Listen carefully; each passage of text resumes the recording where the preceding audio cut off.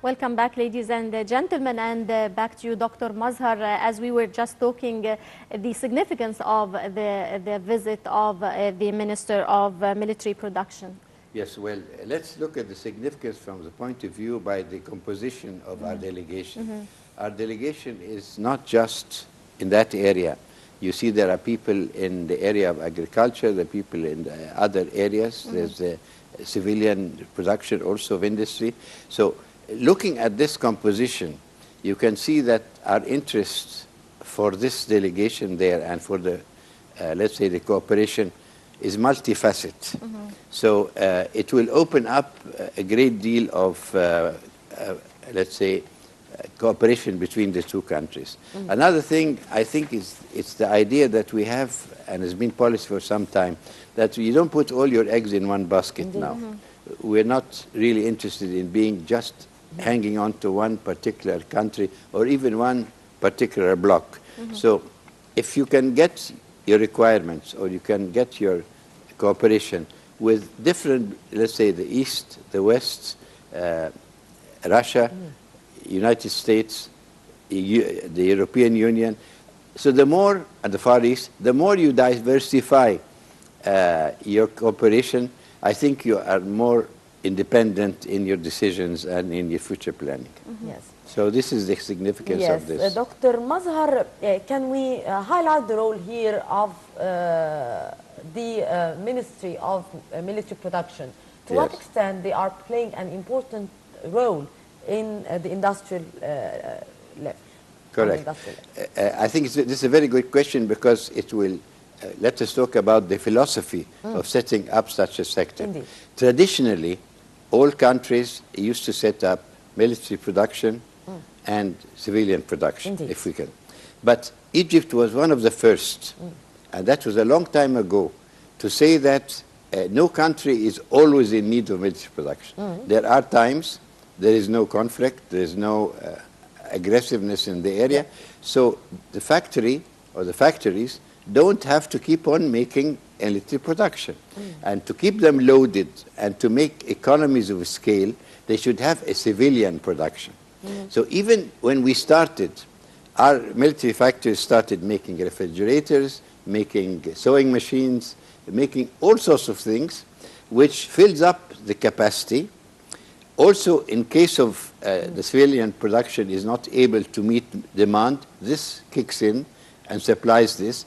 And ever since that goes back to the 50s, ever since that, we've always had, let's say, our industry on two legs.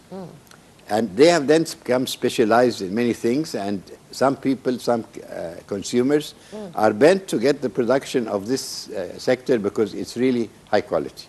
So that's the reason why when you say military, it doesn't mean really everything is military. No. They're producing a lot of civilian things, and they're supplying also lots of basic materials and basic parts to the civilian production in order to complete the cycle. Right. Well, Dr. Mazhar, how do you see the significance of developing the industry sector in Egypt in order to depend on our own production and also export the rest of it? Well, let me take a specific example. As you see here and as it was announced, there is going to be a cooperation in vehicles. And when I say vehicles, you should understand that we believe as laymen that it's the vehicle is the personal private car. In this case, we're not talking about that. If you talk about vehicles, you go from the normal car, a car which can be used as a taxi, a microbus, a lorry, trucks, a bus, a truck, and then on the other end, don't forget, even if you look at the big, let's say, celebrations in most of these countries, during the parade on the Champs-Élysées, for example, or the Russian May Day, there are vehicles that are used also for building purposes, also for military purposes. So when you talk we're going to cooperate in vehicles, it's a big word. And actually in that country, in Belarus, they have got two very famous production lines or very famous factories, which meets this requirement.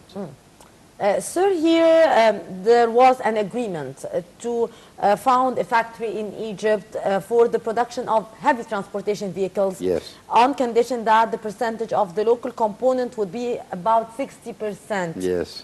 So how do you see the importance of that move on the economic level?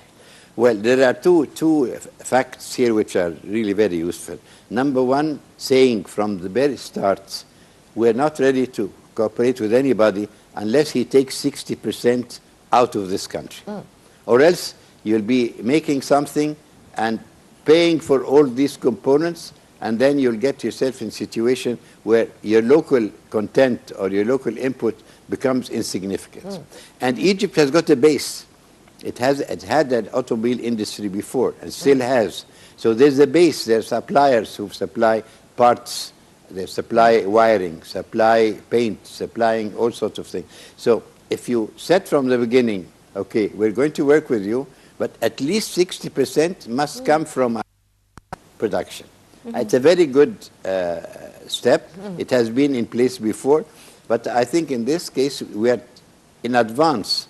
We're saying, okay, we're going to agree, but please note we've got a lot going on in this country. You must make use of it. Right. That's the 60%. Right.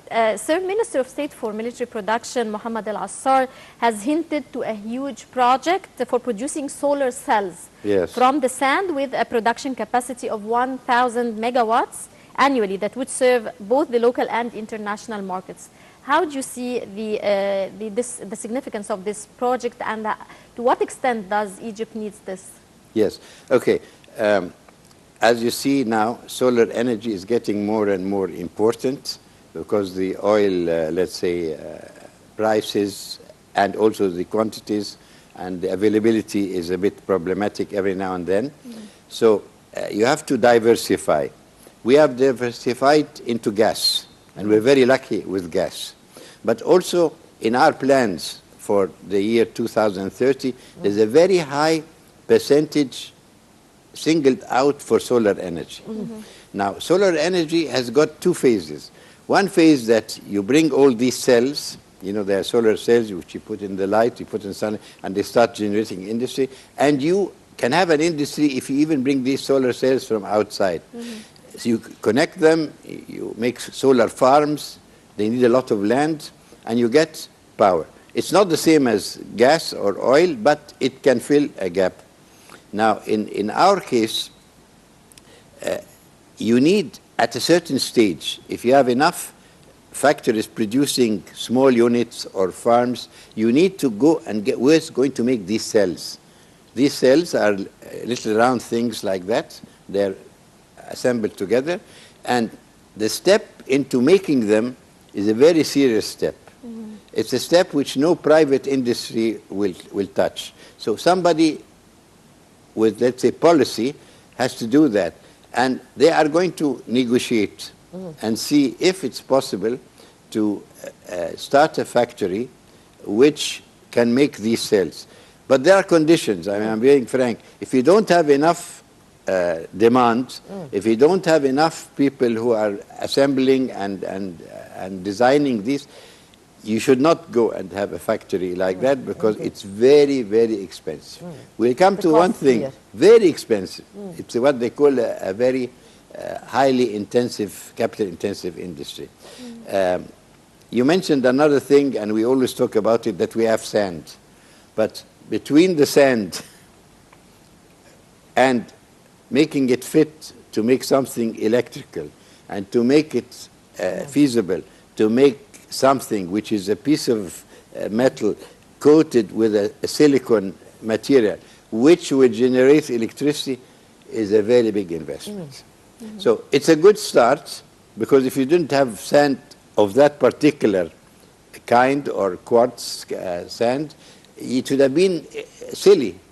So let's say a country like Alaska, which has no sand at all, it would be silly. You'd have to get your sand from somewhere else. But again, I'm saying that the sand is there, but it's not necessarily ready to go into the manufacture of these cells. Yes.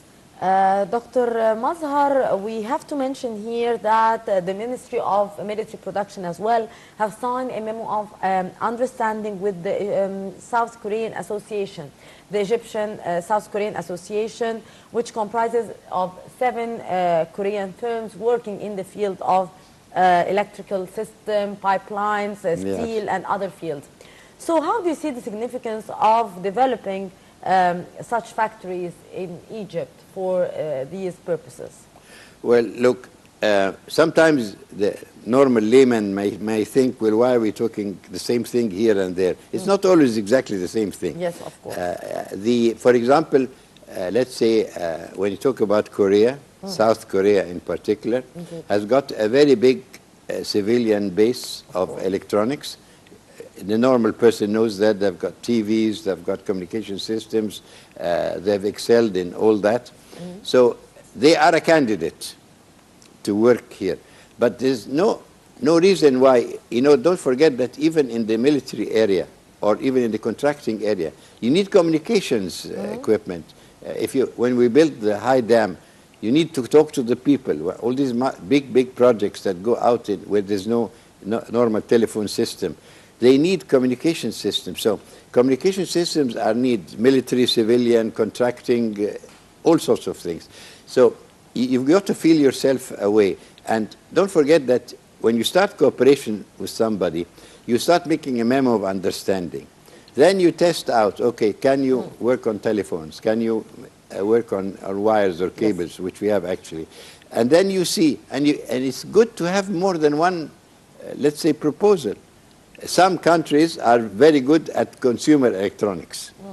Some, let's say, in our case here, it's a country that has been used to heavy work, let's say, not so much consumer-oriented. Korea is very consumer-oriented. You see even your little, let's say, pads. Every day there's a new model. Every day there's some. So they are consumer-oriented. Other people are more oriented towards getting things done, making sure there's a communications network, making sure you can get all our oases in the Western Desert. So each one of those, even the name is the same. There's always a little category where somebody is better than the other. Right. Sir, how do you see the significance of Egypt diversifying its industrial partners? Having more than one partner 100%, I would say this is 100% good policy. Of course, sometimes politics play a bit of, and Egypt has gone through certain phases. There was a phase where the British industry, this was time going back in the 40s, etc., and World War II, everything was Great Britain. Even the pound sterling was what we talked about. But then Germany was rising in its after the World War II. So there's a period when we all went for Germany, and most of our bridges, the metal bridges, were built with German.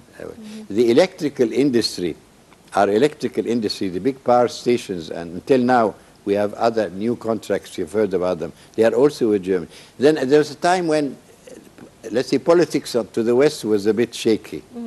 So there was a decision, okay, you don't want to help us out, we go to the other side. And they went to the Soviet Union. So politics... What about the Far East countries like Korea, Japan? Definitely, definitely. Yeah, look, even, I want to tell you, you mentioned a very good example. You said Japan. After a while, you find out that Japan is a very high-tech place, but the prices are... Japan is getting a bit overpriced. Its products are very, very, let's say, sophisticated. Look at the automobiles. The Korean automobiles are selling more now in Egypt than the Japanese because they've gone up. The standard of living has gone up. So you can move from Japan to Korea. I got another example. I think I met you once here and told you about countries like Vietnam. Yes. They are already stealing the work from the Koreans. And they are, so it depends on level of sophistication, depends on labor force. If your labor force gets too elevated in its demands, you get Japanese now are even trying to make things in other parts of the They've got factories in Malaysia. Outside Japan. Outside Japan. Yeah, right. So it's not a standard thing. So you, as you said in your statement, to diversify is very good. But in the diversification, you can do it by, let's say, markets, by quality, by cost. These are all factors, and they change.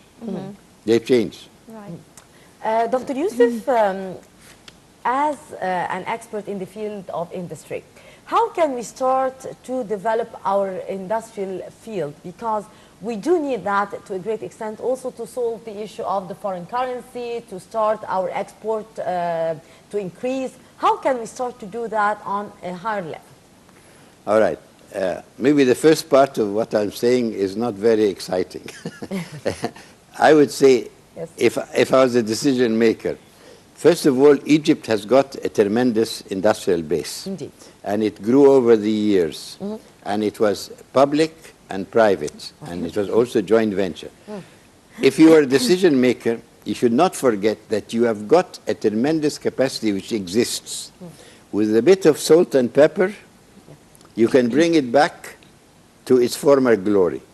After, of course, making sure what you do. So number one, get everything working as far as possible, what you have started before. Don't lose it and start all over again. We've got Mahalla Cobra, we've got many industries all over. Next step is make sure that you have enough small and medium industries so that when you start and you put down in your negotiation, don't work with me unless you take 60% from here. Where's the 60% going to come from? Mostly, it will come from the sub-suppliers. Even if you're making jackets or blouses, the buttons must come from somewhere, the thread must come from... So they're always what they call feeding industries. So this is also a big priority. And you hear people, everybody's talking about. The banks say, yes, I'm going to help you out. I'm going to give you loans for your small, medium industries. But it takes more than jargon. It takes actual implementation. Are you helping these people start? Are you giving them tax reductions? Are you helping them technically? So the feasibility studies even is a very important issue, Yes. I think, with regards to small and medium enterprises. Yes. Because young people cannot No. do their own No. feasibility studies. in fact, you know, you touched on a Is point it the there. role of the government to do the feasibility study for the The small and medium government can do many enterprise? things, by the way. They can make the feasibility study. They can provide the financing easily, that the young person or the doesn't run around the banks trying to find out. To facilitate the procedure. Facilitate the procedure. Also, they reach so far that you can take a place now in what they call small industry complexes, and sometimes they call them incubators even, Yeah. if they're starting. So incubator is like putting a baby in or Startup or you start up. project. Incubate means keeping care of that industry, giving it. They can get you. There are now in many of the governments they're making facilities where you've got 5 or 6 workshops ready with electricity, ready with water, ready with gas, everything, and all you've got to do is move in. And some even give you some money so you can buy the equipment you want. So I think we should stop continuing talking about small and medium. Let us look what do they need. And should not impose as government, say, you need this, I'll give you this. Ask them. Yeah. What do you need? You want to start now a business, you're worried about financing, they should say, how are you going to get financing? You must make sure that the banks don't deal with them as just banks. You must be sure that they don't get themselves into... I think there should be a certain department to deal with them. The trouble with Egypt... Also promotion. Yes. Promotion is a very important aspect. I want to tell you something which might surprise you. The trouble is we have too many departments. Yes. We've got the ministry, we've got organizations, we've got social funds, we've got governance. We have too many of them. So sometimes the small business... We don't know who's responsible for it. Yes, you see. indeed. So you need them, but they have to be clear to the person who starts, because he's very sensitive. You know, he might get fed up after a while and say, well, I'll go back and plant my faddan with my father, and that's the end of the story, you see. Indeed. Dr. Youssef Mazhar, former First Undersecretary of Industry, thank you very much, sir. Thank you. Thank you very much much for coming, sir. Thank And you. dear viewers, now we go to this short break and we'll be right back.